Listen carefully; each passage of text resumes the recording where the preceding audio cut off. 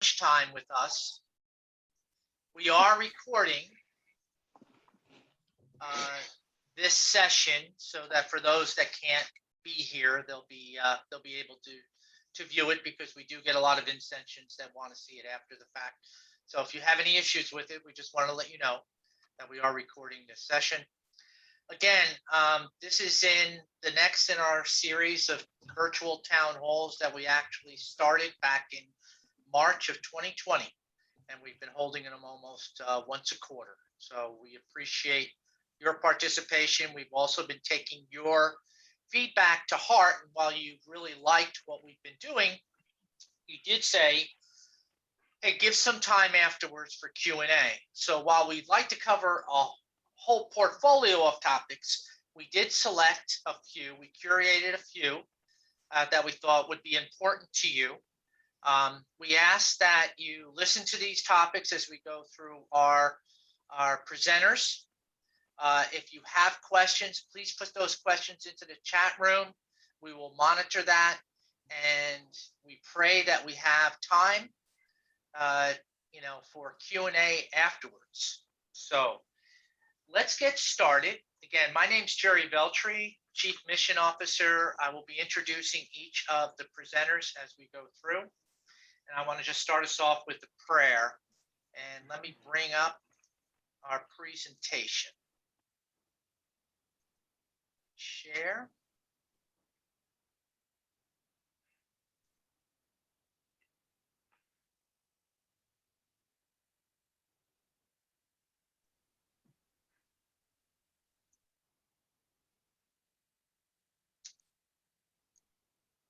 Amanda, am I sharing the right one? Yes, you're good. So I'm sharing the presentation. For some reason.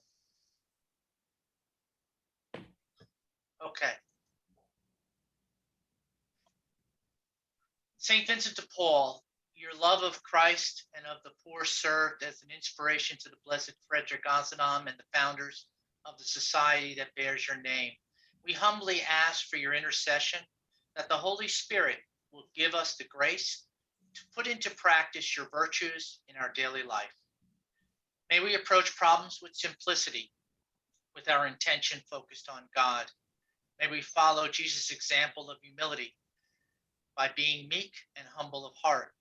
May we practice mortification to die to our desires so that we may better serve others. May we practice gentleness so we may be warm and inviting to all those we encounter. May we have zeal in our ministry to serve God's people, even as we balance our other responsibilities. We ask you to take this prayer to our Lord Jesus Christ, and if it is in the Father's holy will, our petition be granted. Amen. Amen. Okay, so the first up on our agenda is our spiritual reflection, and we have Charles Jones, who happens to be from Christ Our King Conference, who is our district president for District 4 and a member of our spiritual committee, to lead us in our spiritual reflection. Charles, can you lead us? Yes, sir. And don't forget, we are a cathedral of Christ the King, Jerry. I stand corrected. Yes, sir. They're picky on those things. Well, on behalf of the Spirituality Committee, which includes John Kirksey, Sister Mary Frances Power, who is chair of this, and Deacon Bill Boyd, and myself, we extend our greetings. What we have done in our work is split this up. So you have me today at 12 noon. Normally, if we were meeting in person, or mostly in person, what we would do is ask different people to take components of this. And we would also have a section where we would have discussion. Unfortunately, because of the COVID environment with this, I'm going to read this because I know some of you may be only on the phone and you can't see the reading for this. And we can't open up all the microphones to have discussion. So we got to use a little bit of a hybrid model. So we begin first with the Gospel of John, and remembering that John was written around 90 to 110 in that range and very focused on bread of life. So he's a little different from our other gospel readers. The section that we have is from John 6, 60 through 69. For those of you seeing this in the Mass, you will see this coming Sunday in probably a much longer version. But it states, many of Jesus' disciples who were listening said, this saying is hard. Who can accept it? Jesus said, it is the Spirit that gives life. The words I have spoken to you are spirit and life. Jesus knew from the beginning the ones who would not believe and the one who would betray him. And he said, for this reason, I have told you that no one can come to me unless it is granted him by my Father. As a result of this, many of his disciples returned to their former way of life and no longer accompanied him. Jesus then said to the 12, do you also want to leave? Simon Peter answered him, Master, to whom shall we go? You have the words of eternal life. We have come to believe and are convinced that you are the Holy One of God, the gospel of the Lord. For our reflection, which is up on the screen, Jerry has it there. Believing in Jesus and his teaching requires letting go of what we think we know of God and allowing God to act in a whole new way. Israel's expectations of who the Messiah would be blocked the way for some to see God in a new way and offering a whole new way of relating to us. Never before had Israel heard of a God who became incarnate and dwells among the people. Believe or leave is a pretty dear choice. Many of us make the choice to stay with Jesus, but live the new self-giving life only half-heartedly. Invites us to constantly assess the depth of our belief commitment. We judge our belief not by what we say or think, but on what we do.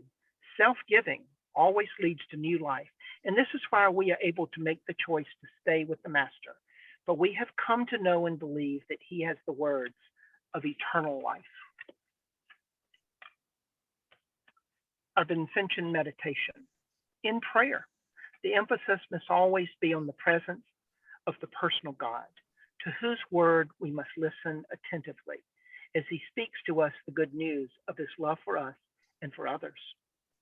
In an era when there is much noise, where the media, if so choose, speak to us all day long, we must ask ourselves, able to see and distinguish the voice of God among the many voices that are speaking? Is God's word able to say new things to us? Are we still capable of wonder? The word wonder has a kinship with the word wound. Is the word of God able to wound us, to penetrate the membrane that seeks us, that encloses us within ourselves? Can it break into our consciousness and change us? And I wanted to take a moment with this.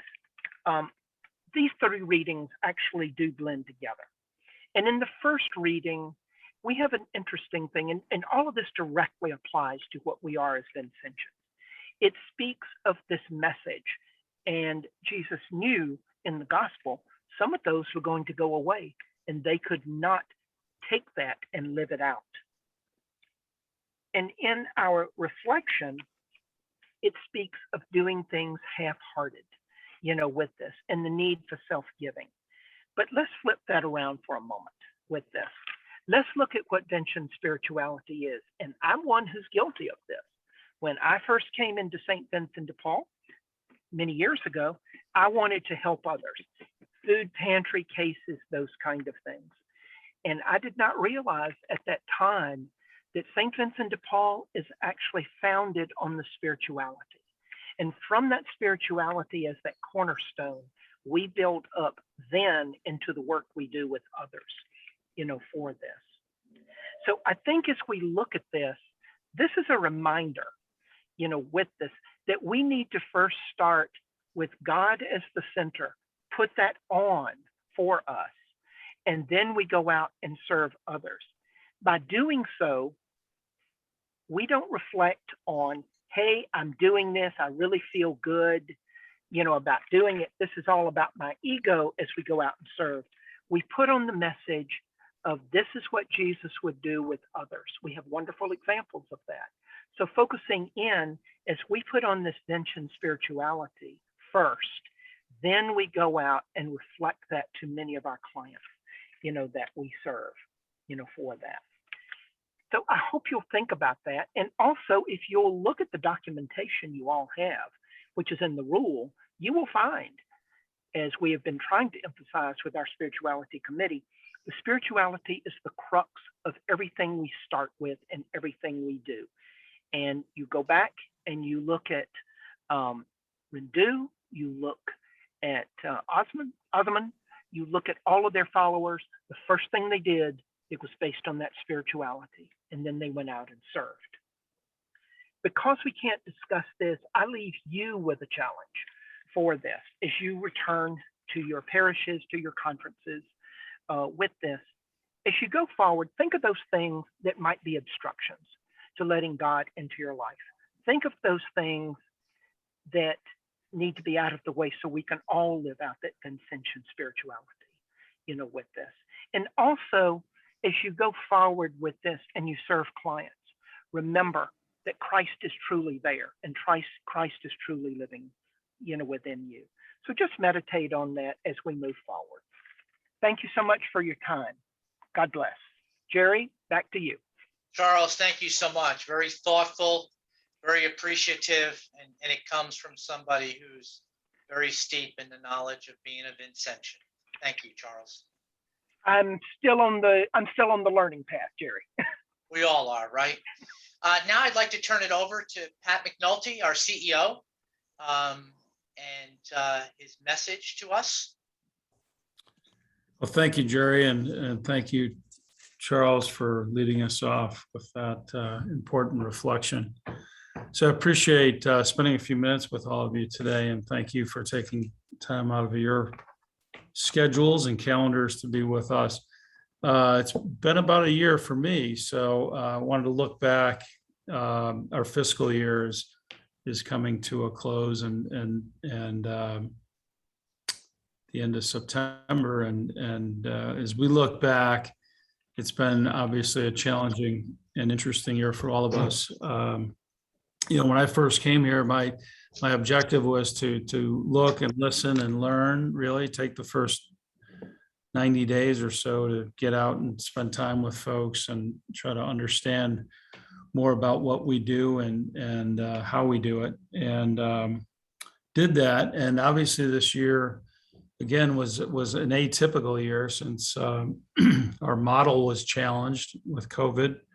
It caused us to be less, of course, in person and less in the home, and yes, less going to the place of need and having to do more from really from a direct aid standpoint. And we did that. It's not normal for us as an organization, but I think we pivoted to where the need was greatest and to how we could deliver service to those that have that need. And I'm proud of our organization for making that change, making that pivot, and positioning ourselves to ideally support you and ultimately to support those that needed our services. And so, again, an atypical year. The organization had to make some changes and some pivots to do that, but I think we did do that, and thankful for all of you for working with us during these uncertain times. Also proud of the fact that in the last year we launched the new pharmacy, which was a byproduct of the capital campaign, and happy to say that the last 2 or 3 months we've really found our niche there and are increasing our delivery of services to wider geographies and to larger numbers on a month-over-month basis, and hope to continue that trend. We've got some good leadership there that has made a lot of that possible. So, but thankful for all of you that provided the seed funding and the idea behind making that pharmacy possible. We've also had some recent success in the learning kitchen here, and we encourage those of you that haven't yet had the opportunity to come by to see the Chamblee Support Center and some of the renovations that we've been able to do. It's been fun to see us actually using some of the things that were finished about a year ago, but we've only been able to fully optimize here in the last few months as COVID has dissipated. And we've been able to do some things with the teaching kitchen, with the VA, and some other partners like Open Hand Atlanta and others that we're really starting to use the building for some of the things that it was intended for. So some of the other things that I think we've been able to do in the last year, and won't get into all the specifics, but I'm happy to report that, Jerry and Amanda have done a lot in terms of communication. We've done some spirituality training, done some treasury training, some CMS and other services training. And we continue to try to increase the communication between all of you and all of us here, and really try to strengthen and stabilize that bridge between the conferences and the councils, and hopefully that word between at some point goes away. But I think we've improved the services that we provide to all of you, and recent improvement in our financial leadership. Hopefully all of you will get the chance to hear from or meet our new CFO soon. I think she's going to do some great things for us in that way as we go forward. So, delivery and capabilities, a lot of good things happening. And recently we surveyed all of you and all the conference members and all the Vincentians, and there are a lot of good indicators. A lot of people think we're on the right track, and we're doing a lot of good things. But looking forward, I'll let you flip the slide, Jerry. I think it was St. Ignatius Loyola who constantly references in his teachings the need to continuously improve and never be satisfied. I think were actually his words, and we're not satisfied, right? So as we look forward, and as we put our strategic plan together for the next 3 years, which thankfully all of you had the ability to influence and contribute to, we're focused on improvement. We're focused on continuing to strengthen our support to you all, with the end belief that if we do that, you will be able to strengthen and provide greater services to our neighbors in need, which is ultimately the real measure of what we do.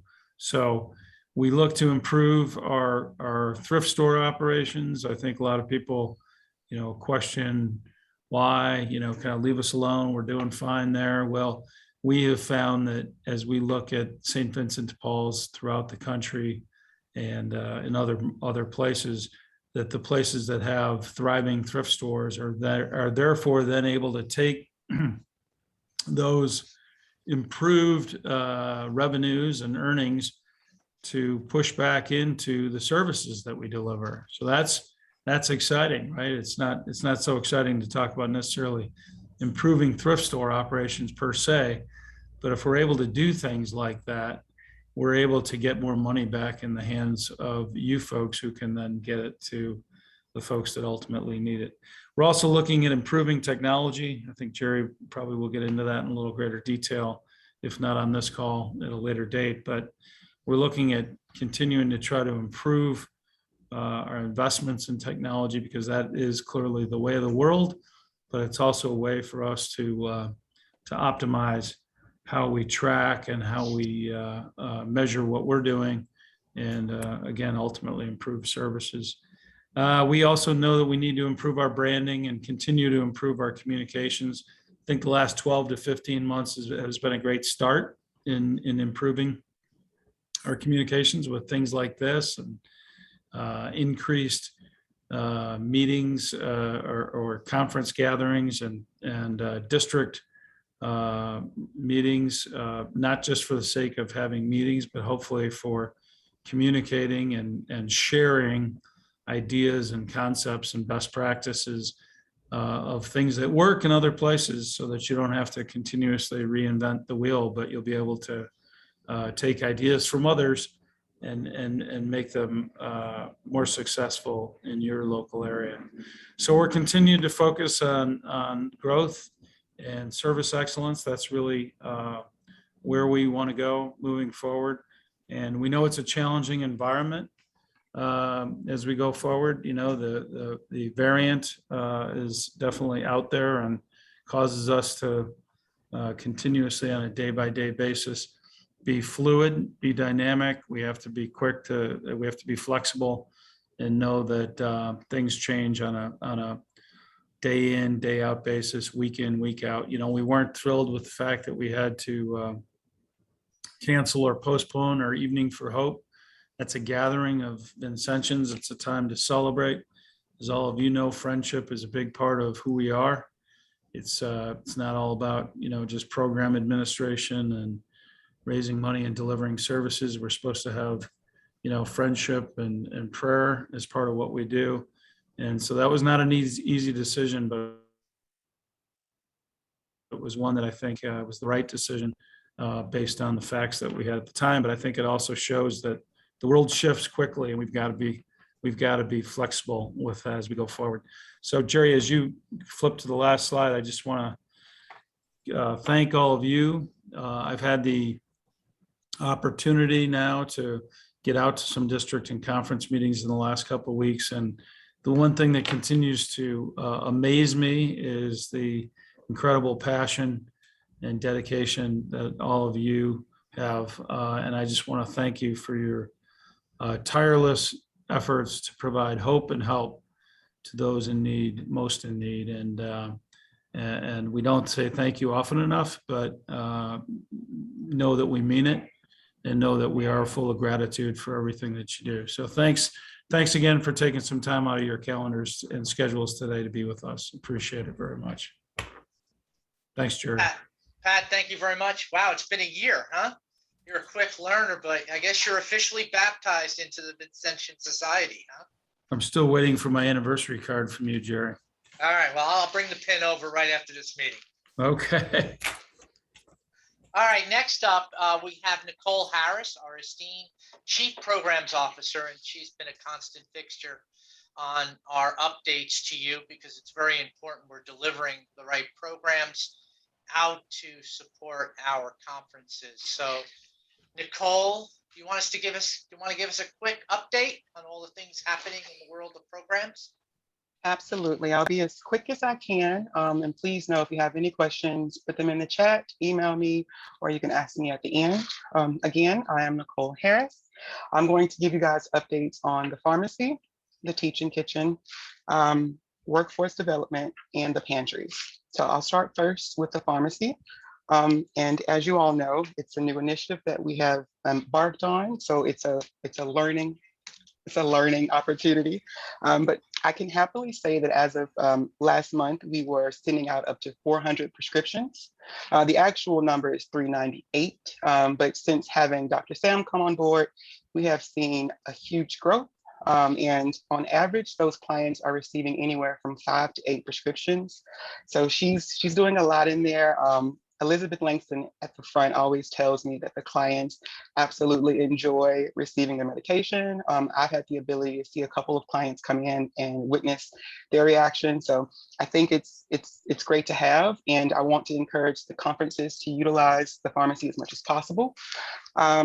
There are some edits that were made to the Vincentian application last week. So what we've tried to do is reduce some of the redundancy But I do want to highlight a few things that are absolutely pivotal for Dr. Sam to have so she can move on to that next step, which would be contacting the client. So first and foremost, we need a name for the client and a good phone number. An email address is great, but as long as we can contact them, that's the goal. Secondly, we would need to know the physician's information because Dr. Sam is going to need to talk to the physician. And we're also going to need to know which pharmacy the prescriptions are currently at, if that is the case. If it's a new prescription, no problem. But if it's currently at a CVS, we need to know that CVS's number. If you don't have it, that's fine. That's why having the client number is so important, because what Dr. Sam will do is, and when she receives those applications, she will contact the client and fill out any necessary information such as zip code or county. And that might not seem significant to you all, but it's very important for me in terms of grants, because I currently have a grant right now that's zip code specific. So that information is important. One other thing that I think is good to include, it's not going into the grant reports, but it helps us, is filling out that field dedicated for caseworker conference. That helps us determine who's utilizing the pharmacy. So if you haven't been inputting in that field, please do start, because we are tracking who is using the pharmacy, because there are some repeat offenders. Oh, that's probably not the best way to say it, but there are some people who are constantly sending us applications, which we want. But again, if you could please include that, that would be so helpful, because we want to make sure that we're doing as much as we can for the conferences, and being able to identify who is using the pharmacy will be tremendous, because we can then reach out to those who aren't and see what we can do to improve that relationship. Moving on to the Teaching Kitchen. As Pat said earlier, we have a partnership with the VA and Open Hand Atlanta that allow us to have chefs come in and prepare meals. The goal of those programs is to educate on nutrition and wellness. As of right now, we are not able to broadcast those sessions because Open Hand has restrictions as well as clients, but we are looking for volunteer nutritionists, dietitians, and chefs, because we will start implementing one-offs in our digital cookbook series that will be coming soon. So if you know anyone who might be interested in helping us review recipes, come up with recipes, or anyone who might be good with creating healthy eating curriculum, please send them my way. I would happily love to talk to them. And then I'm going to move on to workforce. So on the 23rd of last month, you all should have received an email that would include some resources that you can share with your clients. There's 3 different types of information that went out. The first is a list of people who are hiring today. The second is a list of job fairs, virtual or in person.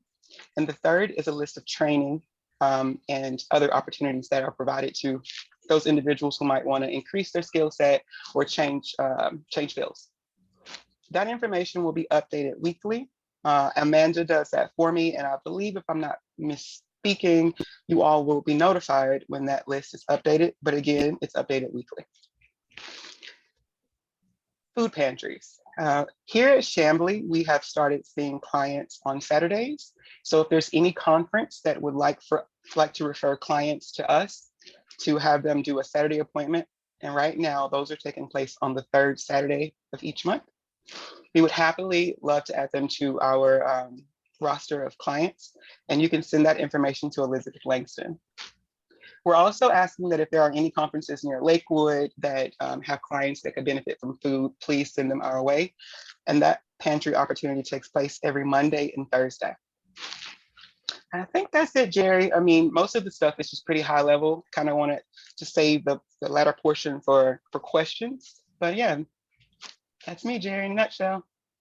Thanks, Nicole. Thank you so much. And, you know, we have a lot of talented Vincentians out there. Yes. So I'm sure we have some chefs that will be able to help with creating some content for our neighbors and our families in need. So thank you. And by the way, folks, we will talk a little bit about it. A lot of this information sits out on our member website. So we're working on that, like Pat had indicated. We're trying to make it easier for you. We'll talk a little bit about it today, but again, we'll post information up on the member website and keep it current so that it's of value to you. So we move from one Nicole to another Nicole. And, in the spirit of our Vincentian society, we do a lot, but we know we can't do it alone.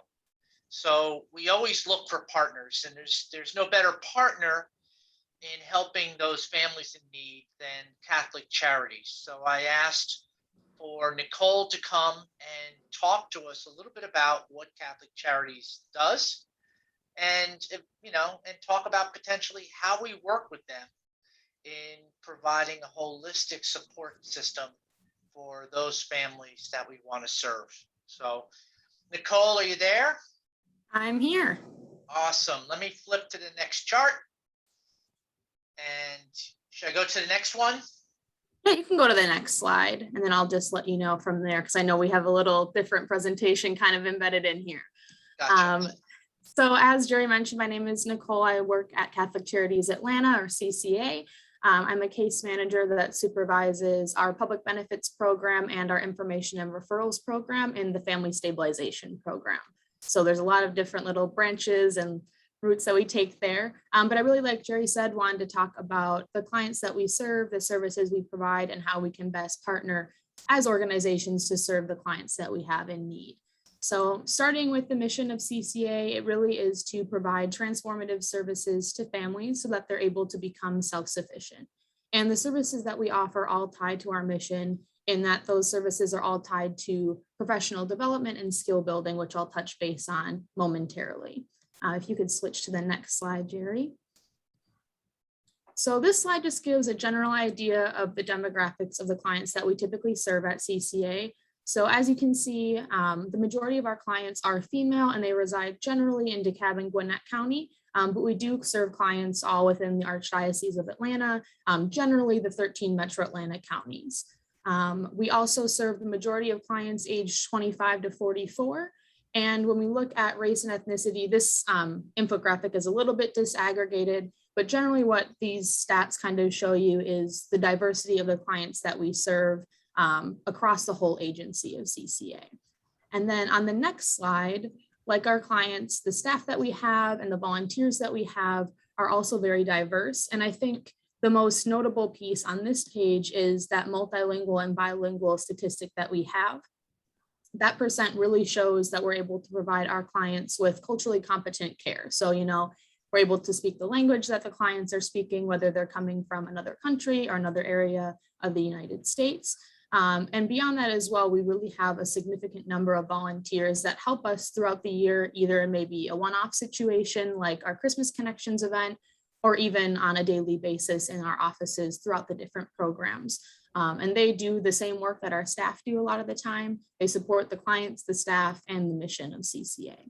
So throughout the mission on the next slide, it kind of breaks down what the three key aspects are that we've determined help make clients meet self-sufficiency. And those are security and well-being, coping skills, and then pathways to education and employment. So CCA, in terms of service delivery, kind of splits off into three different branches. There's the Family Stabilization Program, like I mentioned, that I work in. There's Immigration Legal Services, and then there's Refugee Resettlement Services. And these three aspects of self-sufficiency play into the services that are provided through each of those branches of the agency.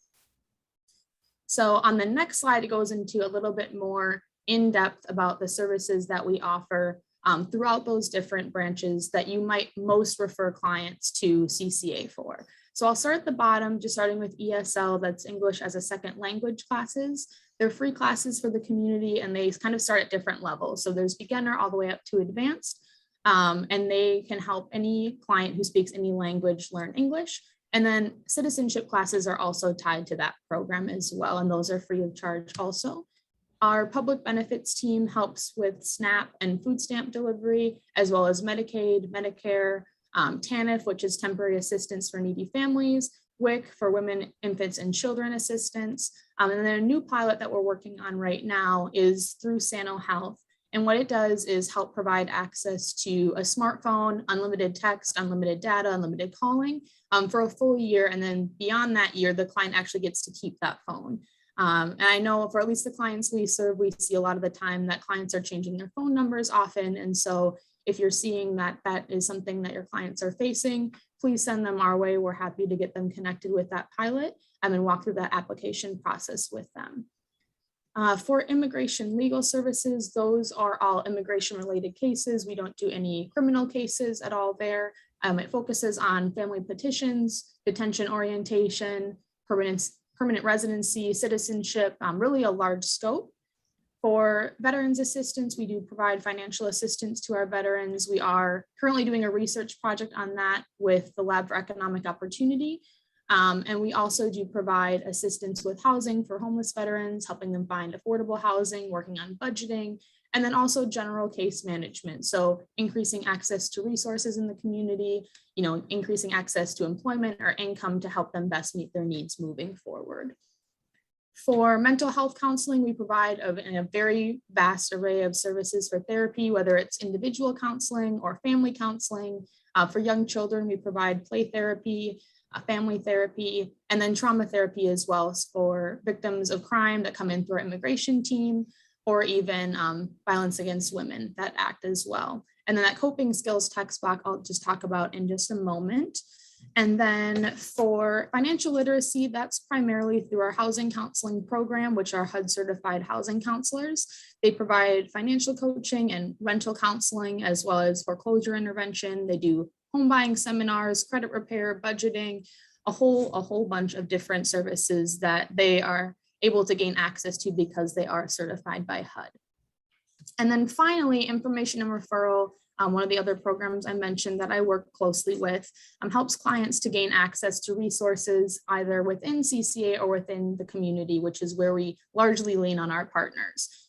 So that can be just providing resources, connecting them with additional knowledge in their area, and then also screening for financial assistance. So it's financial assistance and direct assistance is one of the smaller things that we do at CCA. But as you all know, with COVID and the increase in need, the eviction moratorium, all of that, we're definitely experiencing an influx in requests for that at this time. So I did want to touch a little bit on that and how we can best partner to help clients meet, their bills moving forward as well. So the money that we do receive is generally all grant funded. So we do have to adhere to the eligibility criteria of our funder. And those criteria are generally that a client has to be working or have a steady income that exceeds their expenses, but they've experienced a large crisis within the past 3 months or so that caused them to fall behind on their bills. So someone that was meeting their bills that temporarily fell behind, for example, maybe due to losing a job and then gaining income again in the future, but that amount of time that they were without work caused them to be unable to meet their bills. Domestic violence resettlement is one we see from time to time, as well as maybe paying, funeral expenses for a loved one, a family member, a friend. So those are generally the criteria that we see for financial assistance. And more often than not, it's paired with one of the other services that we provide at CCA. And then if you want to flip to the next page, Jerry, if you do have clients that are in need of any of the services that I listed on the previous page, we obviously want to partner with you all as best as we can. And there are a few ways that we can make it as seamless as possible in receiving and then managing those referrals. So the help@ccatlanta.org email is a great resource, as is the main helpline. When you have a client that you'd like to refer to us, the best route of action is really to have them contact either of those methods themselves, and then state either in the subject line of the email or in the message that they were referred from St. Vincent de Paul. So that we can send that on to the appropriate staff and then manage that referral as quickly as possible, since it is a partner organization. If you want to stay in the loop, because when we work closely with clients, we want to know what the result is, the outcome of any assistance that we're able to provide. All you have to do is have that client let us know so that we can just fill out a form saying that they consent to share that information. So that's how you can best stay in the loop and how we can best stay connected with those referrals. I've also listed on this page some of the more common referrals that we receive for immigration legal services and English classes. And then at the very bottom of the page, the whole text spot is related to that mental health counseling that I mentioned before. And what it is a pilot that we launched in partnership with another organization called Sister Hope. And it's a chatbot that helps provide emotional support for daily stress and anxiety to individuals 24/7. Right now it's serving 13 million people across the world, which is really exciting. Along with the Catholic Charities located in Savannah, we cover the entire state of Georgia. And it really is just to provide that support for day-to-day stress and anxiety for clients. And if a crisis were to arise, they're able to connect the client with a live counselor and connect them with counseling in person as well. And then this was launched last week, so we're open to have clients interact with this chatbot at any time. So if you have anyone that you think might be interested in this or benefit from this, you're welcome to text this information. You're also welcome to connect them to us for mental health counseling in general. I will also be on at the end of the call for any questions, any additional questions, but you're also welcome to email that help@CC Atlanta. I do manage that email, so if you have any personal questions, I'd be happy to go ahead and reach out there as well. Nicole, thank you so much. It was a wealth of information. And by the way, the ESL classes, as I understand it, are both in person and virtual, right? So they were all in person previously, and it sounds like right now our grant was interested in potentially doing a hybrid. We did some orientations in person. It looks like they're kind of moving back toward virtual with the new variant right now. But the majority of our clients actually were most interested in keeping those services virtual with transportation and childcare and whatnot. So for now it's virtual, but hopefully within this semester, we'll be able to start returning to in-person classes as well. We pray for that together. So thank you so much, Nicole. So now I'd like to turn it over to Amanda. Amanda, who will want to give us an update on formation, on all the work that we're doing there in training and classes, as well as some exciting things that we've got planned for our member website. So Amanda, I'm going to advance and welcome you to talk. Thanks, Jerry. Good afternoon, everyone. I am Amanda Strickland. There's a lot of new faces on today, I think. So if you are not familiar with myself, I am the Director of Vincent Services, and you'll mostly see me in the realm of formation and training and also other support services from our office and kind of the liaison between our office and your conference. I just wanted to give an update on some upcoming formation and training events that we have. Currently, we are scheduled out for the rest of the fiscal year. So you can see what those 5 next events are online right now and open for registration. These are constantly updated on the Vincentian member website. The URL is right there on the slide. So I encourage you to always check that. Something new that we are doing now, because we're able to plan better, especially with all these virtual events, they're kind of easier to gear up. I'll be sending an email out the first week of each month that has all of the training opportunities for that month. So you guys, it's an e-blast. It will go out to all Vincentian members so that leadership does not have to be the one to pass on the information. Everybody will receive it and you can register right then, at least for that month. And then as we finalize our strategic plan for the next 3 years, we'll be planning out next fiscal year's calendar of events in advance and hopefully get that out in the next couple of months so that you guys can plan accordingly.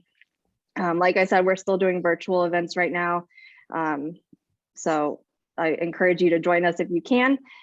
We also have, with the new fiscal year brings new leadership. So you can see we have a couple of new leadership opportunities, with the secretary role being the next one this Saturday. And then we'll be doing new treasurer training on September 22nd. And then Vincentian University continues to be a hot one. We are continuing to do that every other month. I just applaud all of you and especially the leadership for recruiting new members throughout the last year. We have had over 200 people attend Vincentian University since we did the virtual offerings starting last October. So I think that just shows the growth and continuation of our services in the community. So kudos to all of you. Other than that, look out for the emails at the first week of each month on that month's calendar, register and encourage your, this is a great way to bring people back into the conference, offer them some of these opportunities to attend and get on with us. And and hopefully everyone's been enjoying the CMS webinar series, the topical sessions that we've been having. So look out for more of those as well. I'm going to move on to the next slide. All right, membership website. If you've been with us for a couple of years, you might remember we redid the website 2 years ago. And since then, we've been tracking the trends and kind of looking at the resources that you guys utilize the most out of that. And so we are doing a revamp, which will be launched in the next week or so. You will receive an e-blast when that is ready to go and live. But what we found is that the resources for your clients is kind of the hot buttons that you guys look for when you visit the website. So we're putting that first image there. You can see it's gonna put kind of the go-to resources as you're doing home visits and working with your clients kind of front and center. So you can access those quickly. The navigation is gonna be better. It's one page and everything's just on that first page so that you don't have to dig around for different programs and services. And then as you scroll down the page, it will be split up by leadership role or just membership resources. So you can see we have training information, and then we have recruitment and growth. So just depending on what you're looking for, marketing materials, a lot of things that we get emails for. As Jerry mentioned, we're just trying to make a one-stop shop for you and host a lot of this on the website so you can access it and not have to wait on one of us to respond to you. And then as you scroll down that page, the conference map, finder map will also be there, but I still encourage everyone to use CMS to make a referral to if a client is outside of your conference area, you can do that through CMS, or you can go to this conference locator map and find the nearest conference to a certain zip code or address. And then on the bottom of the page is our blog for what's new. Anything that happens in the organization is posted on the blog, on the main website blog. So you will have that updated. So if there's any press releases we send out, any news that we have at all will be posted there. And then at the bottom, featured videos.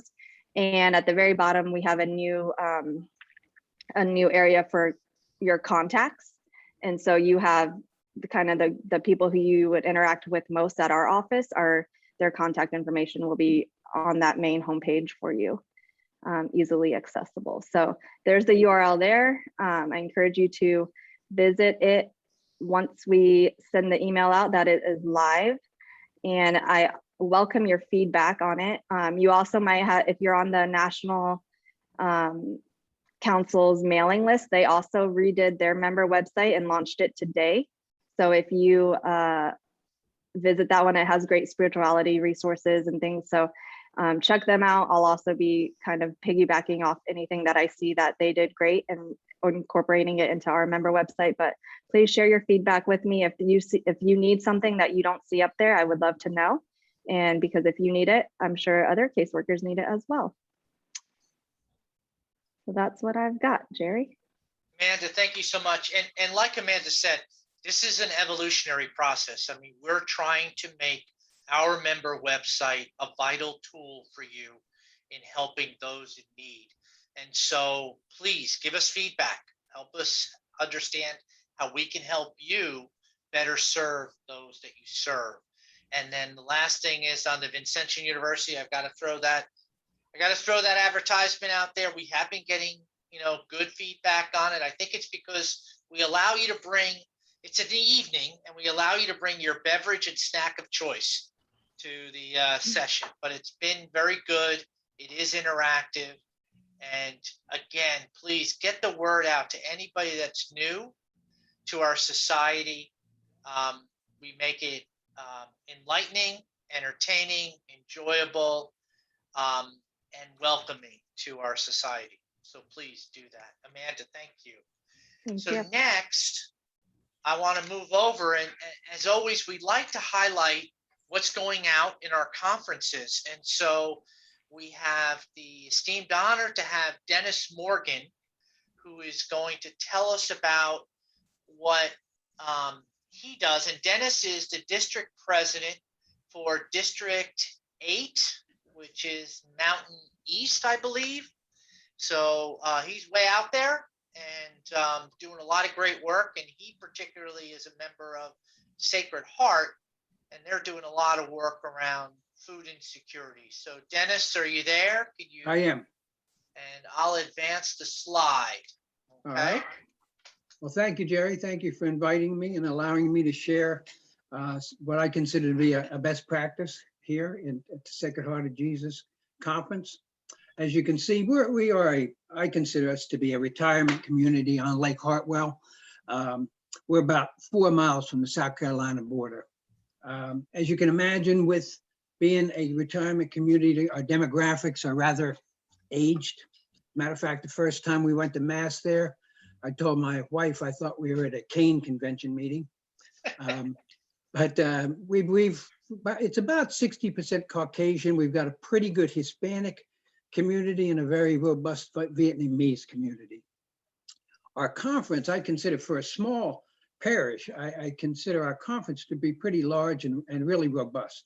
We've got 26 Vincentians, 11 of them are full-time active caseworkers, and we have 15 associate members, either intake people, food recovery, or both. You can go to the next slide, Jerry. Yes, sir.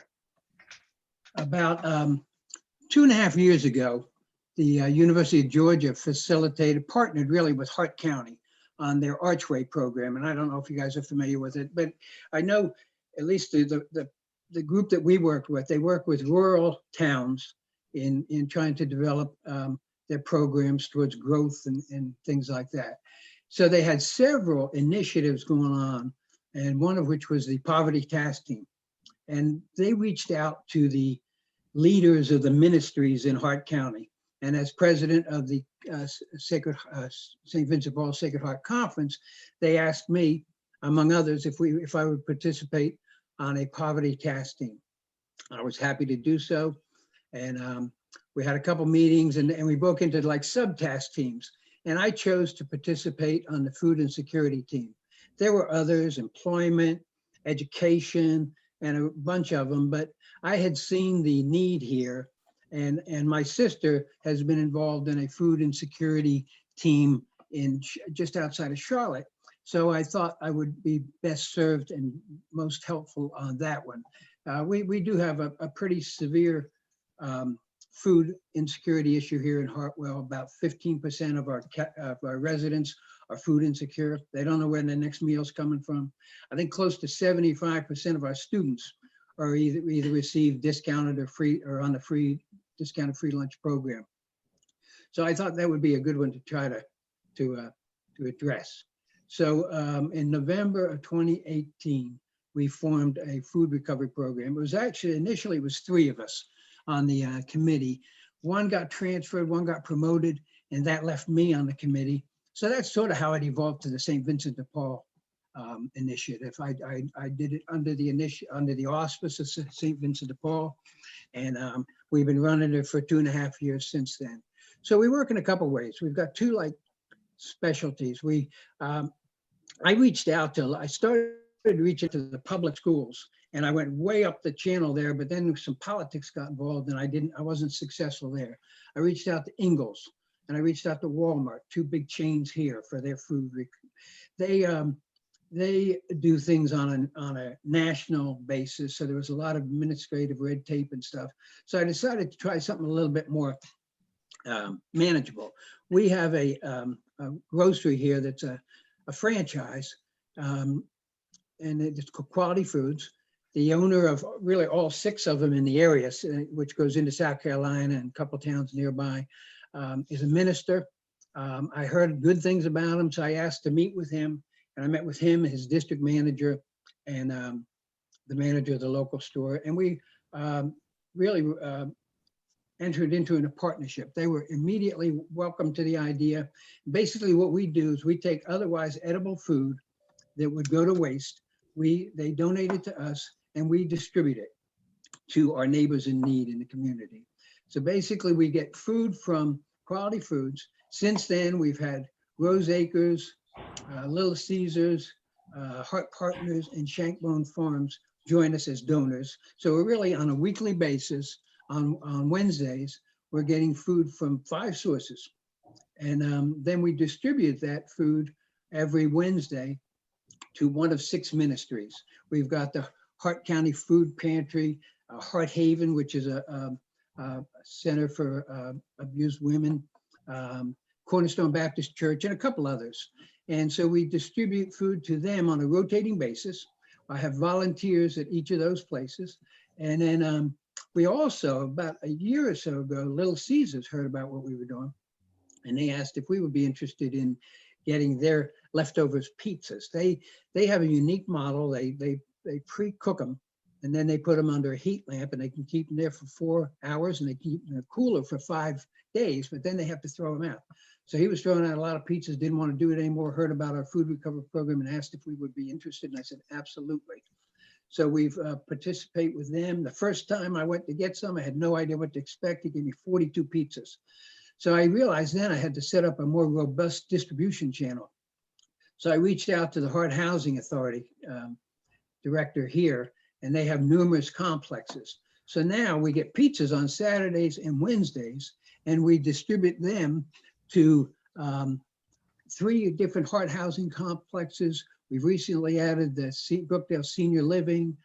We have a mobile home park, corrections facility, and a senior livings.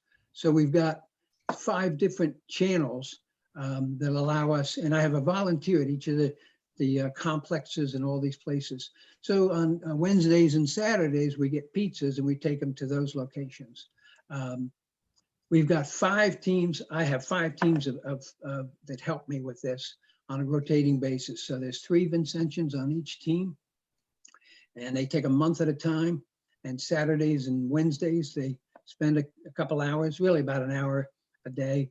And we gather the donated food, and then we distribute it out to our neighbors in need here in the community. In the 2.5 years that we've been doing this, we've recovered and distributed to the community over 28,000 pounds of food. The value of that, if our neighbors had to pay for that themselves, it'd be about $48,000. The one that excites me the most is the number of meals we're actually redistributing.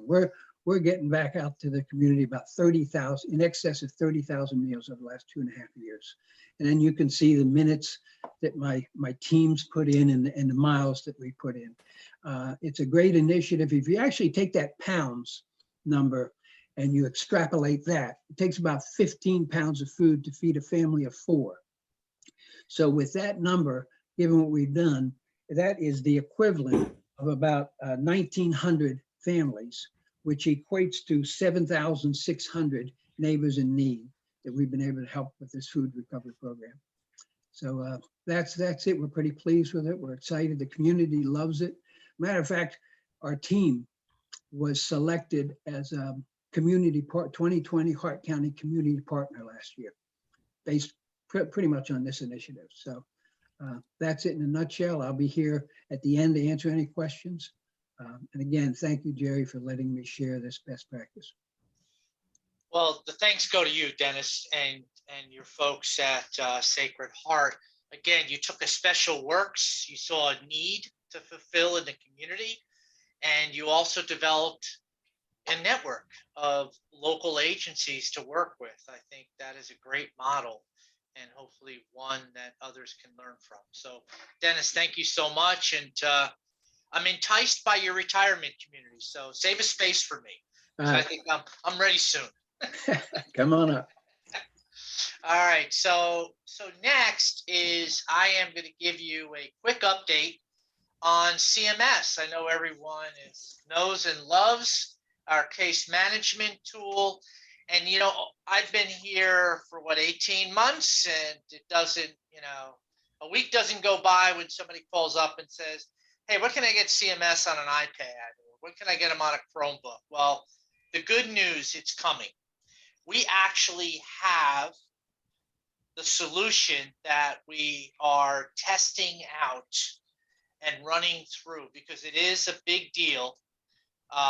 it is a big change in the technology infrastructure.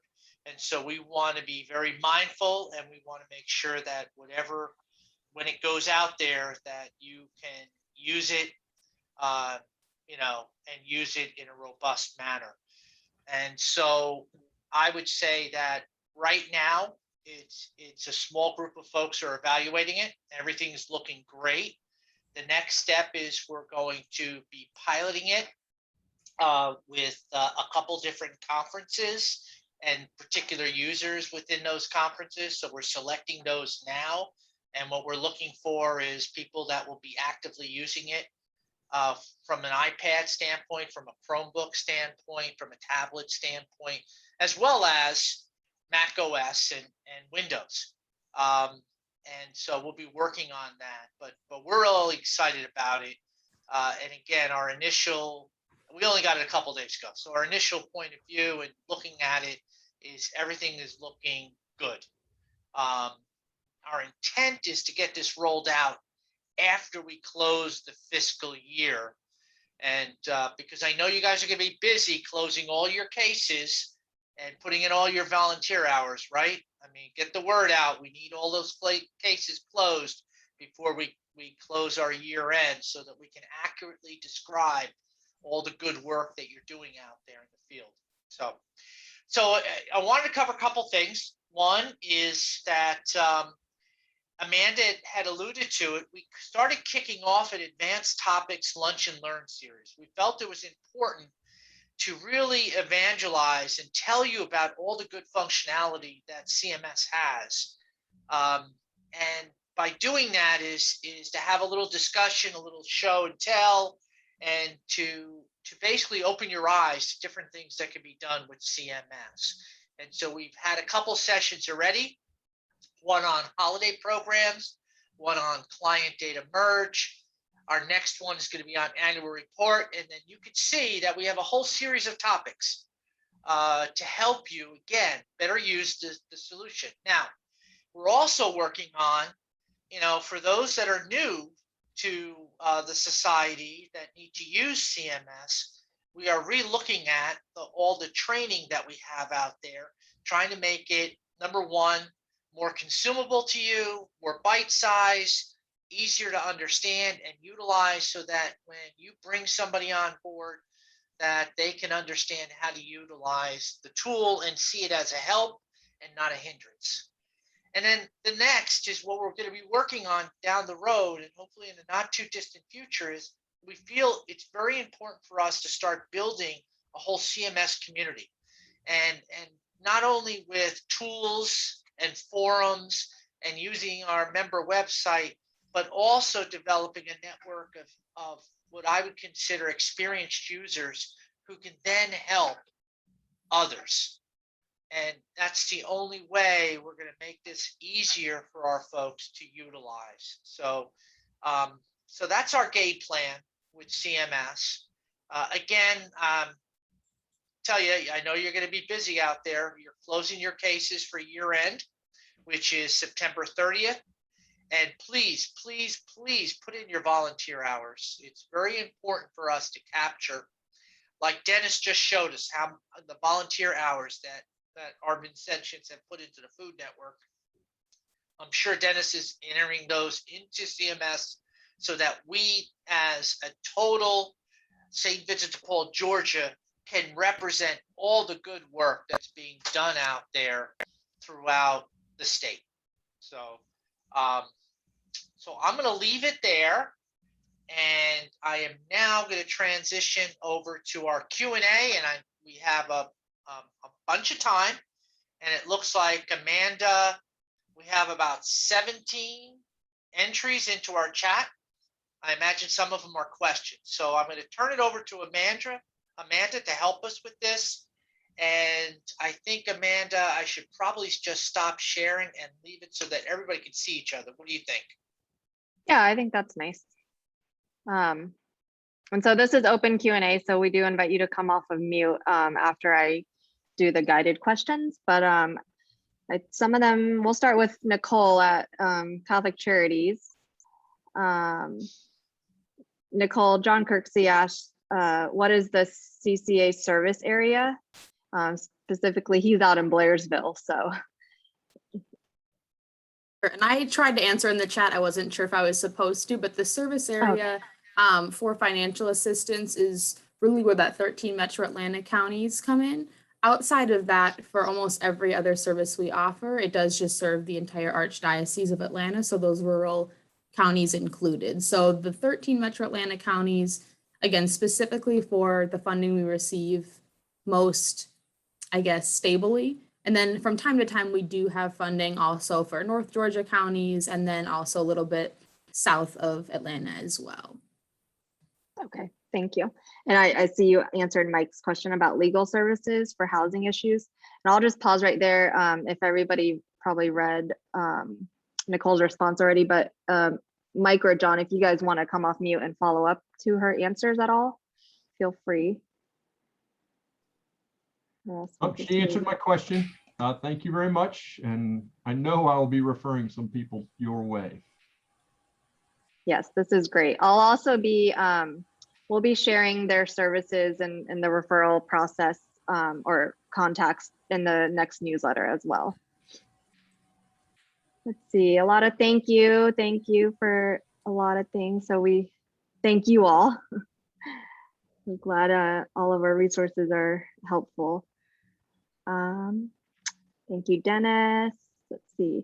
So Maura Kelly asked about examples of volunteer hours. More, could you expand on that a little bit? Are you asking like how to enter them? No. Or what type of hours? So just, I mean, since I wasn't able to accomplish what Dennis could accomplish this past few years, which is impressive, Dennis. Just what are some examples of things that people go back and retroactively add? I have to come clean. I haven't been doing this, but I think in the last 2 years, especially the last year and a half with regard to COVID, this, as a president of our conference, I think at times almost 30 to 40 hours a week probably have been spent. And I realize now you all probably want to track all that time spent. So correct. Yes, I'm going to just complete. So, I haven't been good on all the different things we do and entering those in other than That's case. okay, because you got time until the end of September to enter in for this year. Any previous years are closed. Right. So you know, any meetings that you've attended, all the work you've done. So if it relates to a case and the time spent on a case, that's input as you do your case. Right. But anything outside of your casework so any trainings you attend, and this does not have to be done by each person. Of course, we would love everybody to track their own hours, but we know it just doesn't happen. So if you consolidated meeting minutes and the number of people and the time that was spent and all of that, it can be entered into one person's profile. We're not tracking it by person. There's no certificates or trophies that anybody's getting for the most hours worked yet, at least. So a lot of conferences do it on a lump sum at the end of the year. Maybe that is a good task for the secretary to kind of keep track of, maybe. And maybe just pull your conference if you want and just enter it into one person's profile, at least so that we can convert it into our annual report. Yeah, Amanda, Maura, I used to do this at the end of the year. The treasurer fills out the report. When you do your final annual report, you have the opportunity to take a look at volunteer hours, and then you take a look at what's been entered, and you basically have the opportunity to reconcile that. So there is the way to do that in bulk, but it's got to be done before you close your annual report. Amanda, just a thought. When you do the pull down list in CMS of selecting what your volunteer hours that you are entering, there's a section that gives you treasurer duties. There's one for secretary duties, but there's nothing there available for president or vice president duties. So your choices then, you either have to select admin, care coordination, miscellaneous, communication, and it's a little more difficult. So you have to kind of lump it under, lump it a lot under office work. But like she is saying, with the 40 hours a week, I know as the president, the case conferencing calls, continuous throughout the day and that stuff. I've had to break it out, but it would be really nice if they could just add a tab or a selection in that drop-down box that says president's duties and vice president duties. And then we could make sure that people understand that it's all of those little things versus trying to pick, correspondence or whatever. Thank you, Mickey. Jerry, I don't know if you have a comment on that because you used No, it. it's a good comment, and we'll see if we can make those changes. I know, Mickey, what I've done is from a president standpoint, I used to put it into admin. Because a lot of it was administrative work that we were doing and running the conference. So I understand where you're coming from. And, let us take that back, as part of the requirements. Our intent is to continue to enhance CMS once we get it to its new platform. So I appreciate that. Okay, the next question, Alejandra, was relating to entering volunteer hours for call retrieval. Alejandra, if you're just not sure where to enter those, there is a user guide that shows that. And maybe Jerry, maybe we just need to send out an email and remind people how to do this and close, and also remind to close cases. That'd be I can good. share my We could screen real probably- quick and show you. Yeah. You want me to Well, share my screen real quick and show you how to enter cases? Enter volunteer hours? That's up to you, Jerry.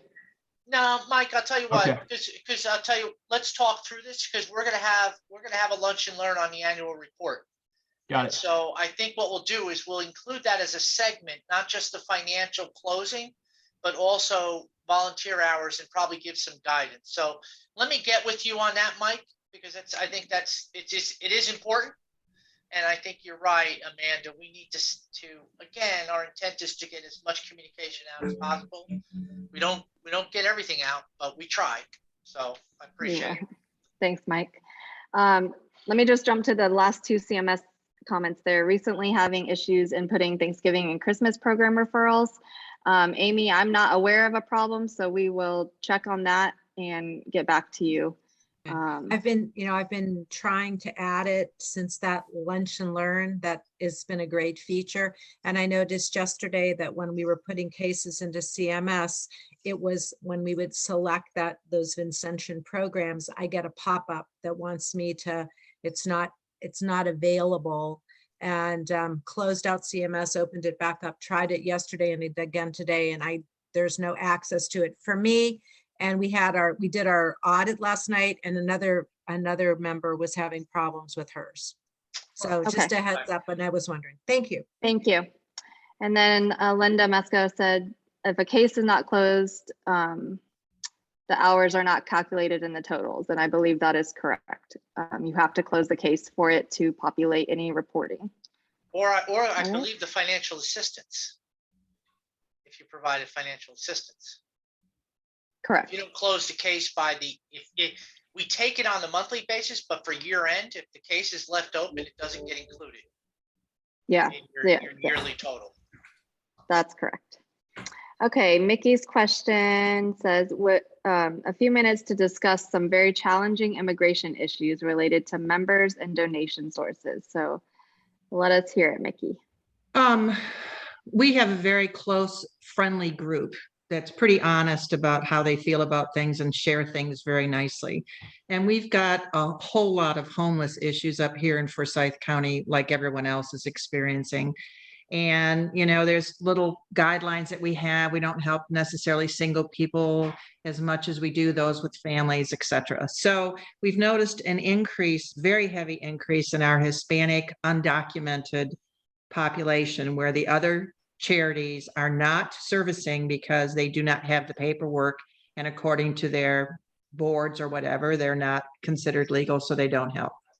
So also Catholic Charities does not come out as far as Forsyth County, so all those wonderful services have not been available. And we've been able to reach out a little bit to the Latin American group that's in Atlanta, and they've got some helplines. But we had an interesting conversation at our meeting last night, and people were very honest about being very frustrated on a couple of notes. One, there was a conversation about breaking laws. There are immigration laws, and there was the frustration expressed from folks about, I can't do this for my veterans and my single people that are here that are homeless, but I'm expected to provide services for new people coming into our community that are not here legally, when there are multiple sources available, that supposedly from the federal government. But, I sometimes feel like I'm breaking the law because, the other nonprofits won't service people without that documentation, and we are. And then we've had donors that have called. We've got some significantly big time donors. I'm talking about, here's a $15,000 kind of check thing. And the question is coming up as, I want these monies used for Forsyth County residents, and I do not want these being used for folks that are not legally here or are just like more transient coming through our community. They're just new popping up, and you don't have to live here 6 months or 3 months or whatever, but we're getting more and more that have come through whatever process is out there for people to relocate. And they're coming and they're being put into, we had one recently that she's 33 weeks pregnant, and she has shown up and was put in the basement to rent a room for $600 a month, has no source of income. Her goal was, well, I'm going to get a job, and needed and wanted rent paid, all these other things paid, and calling to us because no one else will help her. And she was just kind of plopped in the community. So there's a lot of frustration. And I don't know if we're the only ones, just like our country is divided right now on all this stuff. I think some of the members are feeling that challenge and those concerns. And they're saying, I want to help. I am limited on what I can do with people that live here, but I'm supposed to help people, just coming into the community. And there's a lot of frustration. So anybody got any advice? Because it was, a real difficult conversation, but I was so happy that the members are at least are saying it out loud. There's none of this back stuff going on about why are we doing this and blah, blah, blah. So any thoughts from all of you?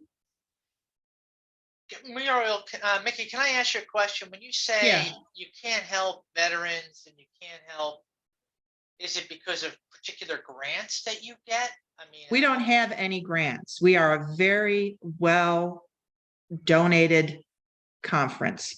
okay. Our church is very, very thoughtful in their donations. What we've had in the past is we have so many homeless. We don't have any place to put them. There's only one hotel in-home Understand. suites, and half the time they don't have any rooms. So if we have to put anybody up, we will go up to 2 weeks, whatever it might need, if we know that there's a plan, and it's all based on them following the plan. But we get constant calls because we'll have a mom there with 3 children that's come from an abusive situation. And she mentions that, we are able to give them sometimes, $1,000 or whatever, if it's needed to pay that. But they mention anything that we give them, and the word goes out in the homeless community, and everybody's calling because they heard St. Vincent de Paul is the only people that are paying for housing. So we end up with many single homeless people living in cars where we either can't get them a room, but we've had to limit that we handle one full person, a week or paid for that when we can even get a room. And so, we always have that stress with trying to keep, and there's no shelters. Forsyth County is horrible in terms of not wanting to have any shelters or anything in this community. They'd want them to go elsewhere. And so, people come here because there is some money, but we have nowhere to send them. There's just no hotels and there's no shelters, except the closest one is Gainesville. I understand it is a challenge. I mean, at the end, our society helps everyone, right? Who has a need, or we try to help everyone that has a need, and it's based on the limited resources that we have. It sounds like what you have is a community challenge, and maybe we put our heads together from an advocacy standpoint, and we start reaching out to the other organizations and maybe even Forsyth County to say, let's open your eyes up to a problem that you have here Oh, are they're there very things- aware. There's a lot of heavy push Yeah. for them to change that. But this is a county, I've not lived here that long, but this is a county that's very set in their ways. I just don't know how to answer the people that have a legitimate question. These people are not here legally. You know, they are not following the process. And we have many of our Hispanic folks that we have helped that are saying, I had to go through the process of people that are even in our conference. I have to go through the process to come here legally. And they're unhappy too, that money is being spent for people when there is, you know, they see the news where somebody says they're offering hotel rooms and other things to people coming through the border right now through the federal government. But the federal government is not giving any of that funding to the local communities where the churches and people are processing these people, putting them on a bus and sending. I don't even know how that process works. So, you know, they just feel like they're breaking the law, and they're, you know, good old Sister Mary Elephant, Catholic, sitting on your shoulder going, oh, I don't know that I'm comfortable breaking the law. You know, I'm abetting, and there's some very specific things about doing that. So it's, I can't believe we're the only ones facing it, but maybe we are. Anybody else got this going on? Yeah, Muriel, unfortunately, you know, this is a nationwide problem. This is Denise Fisher, by the way. And, you know, I don't know that there's any real easy answers. It's a matter of personal conscience and spirituality. I don't think, I know the conference of, whatever it's called, of the Catholic bishops of the United States have come out and said that, you know, we're to provide assistance, or able to provide assistance without discrimination against citizen or non-citizen. It's really a matter of your, you know, individual caseworkers and their personal conscience. There's no law that says you cannot render food and other emergency assistance to non-citizens. The reason why they're not being served by most of these other agencies is because those funds they're getting funding from Treasury and HUD, and those have specific requirements. Although in the law, it did not distinguish between citizen and non-citizens. When it went to the state levels, many states added that requirement. So there's no, for those who want to help all those in need, they are free to do so. For those who feel this is a matter of conscience, perhaps they don't want to take those cases and let somebody else do it, or not assist. But there's no law preventing them from doing it. And yeah, we're taking them because everyone else that's a nonprofit won't. Right. You know, they say they have to have identification and all the stuff that's by their grants or whatever they have to deal with. So it really is everybody's being sent to us.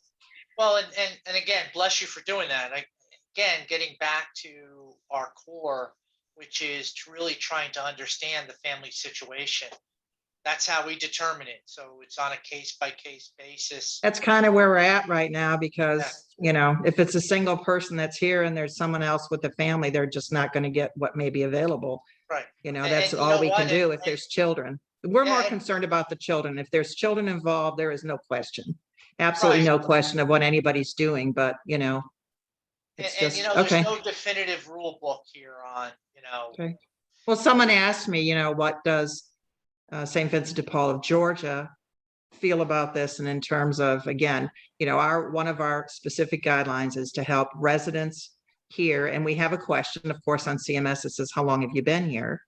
And, you know, we had many transients that couldn't get any place, that were homeless, used to come up here as soon as they heard there was money. They would drive up from Fulton County or anywhere they could get, because they knew we would put them up. So they had to put some sort of things in place. So, okay. I just wondered if anybody else was hearing from their members. My members tend to be very vocal, as you know, Jerry. I don't know where they get that from. I have a comment. I have a comment I'm Pam Kramer from Gwinnett County, and just this past week, actually, I worked closely with some people at Family Promise, which is the other program for homelessness. And she was telling me that they're getting a lot of people that are coming into Gwinnett County because people have been told, move to Gwinnett County. I had another client that, because they have money and they'll help you. And I had another client just this last week that was coming here from LaGrange with 4 children living in the car, because in LaGrange, wherever that is, I don't know, I think it's south. it's not in Gwinnett County, they told her go to Gwinnett County. So we're seeing, I bet you I bet it's happening across the board. I mean, not necessarily that they're not legal, but I mean, people are coming where everybody's so desperate, I guess, they're coming to find help wherever they hear they can get help. So we're seeing it here too. Yeah, and Pam, I think that's the key point, is let's try and put this through the lens of, this is just how desperate these folks are, that they're willing to up and move to try and find assistance and a better life, not that they're coming here to take advantage of, the situation. I think they really are just that desperate. Housing is a nationwide problem, and we're seeing this across the state. The lack of availability of hotel rooms, of apartments, of shelters, of everything else. Exactly. And that is the big criteria, is when they come if they come and they have no plan to stay or whatever, we have long conversations about, what do you want to relocate here? What's going on? So yes, that's part of very much of what our screening is before we assist. Well, I think I think it's really difficult for people when they're in a situation that they're so desperate that, they don't even have the psychic energy to know how to go from one place to the next. So I think part of our goal as Vincentians is to help them figure out what the plan is, to give them the hand holding, to give them the resources that we're getting a lot more resources than we ever had before to really help people figure out the plan. But I think we see that it doesn't matter if they're legal or illegal. We see it every day when people are in such a state of panic, basically. So I really appreciate the council providing us with a lot more resources. I have a big frustration just because I know there's millions of dollars the federal government has put into our state that we can't get our hands on for people. We have a project called Reset 2.0 in Gwinnett County. That's where all that federal money's flowing through to. It takes 3 months to get an application processed by them. That time they're evicted. I talked to them on the phone yesterday. They have 6,000 applications for people to get rental assistance. So, I mean, everybody is kind of overloaded in all of these situations. And you can see I'm frustrated, and I'm just, volunteer, but just think about how these people who are trying to do the right thing and they can't get the money, and it's right here, right in front of you, basically. So that's great, Pam. And my understanding is Gwinnett County is probably one of the better counties at distributing funds. Hey, I just want to be cognizant of that. We are 1 minute away from the bottom of the hour. And so Pam and Denise and Mickey and others, if we want to extend this conversation and develop a small group to discuss it further, I'd be happy to host it. Just send me an email. By the way, we'll be sending a survey out afterwards on, what you thought of today, as well as what additional topics that you would like us to cover. And I'd ask you to make that request, and we'd be happy to get that initiated and to help coordinate that. Obviously, we need your intelligence and your input and your experience. So we are at the bottom of the hour, and I want to hold this to what we agreed to. So I am going to now close this, unless, Amanda, is there any burning question that's left in the chat room that we have to answer? No, the Diane Heineke asked about Vincentian membership. And if it's the Diane I'm thinking of, our friends down in Brunswick, we are going to be reaching out to you all about some training information and membership stuff anyway. We've already reached out to Martha, and so we'll be scheduling something. Yeah, so that is it. If not, if there's more to know, please email me or call me, Diane, and we can talk through it. Okay, so I'm late. It's 1:31. So let me go with the closing prayer. And so Jesus is ever present with God and ever present with us. And so we pray, Lord, to whom shall we go? You have the words of eternal life. We ask for strength to continue our faithful disciples, and may we always let your word break into our consciousness and change us. Amen. In the name of the Father, Son, and Holy Spirit. Thank you so much for spending the last 90 minutes with us.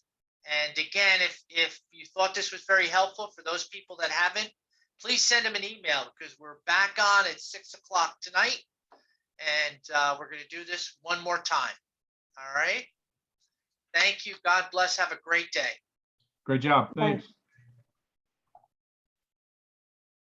Thank you.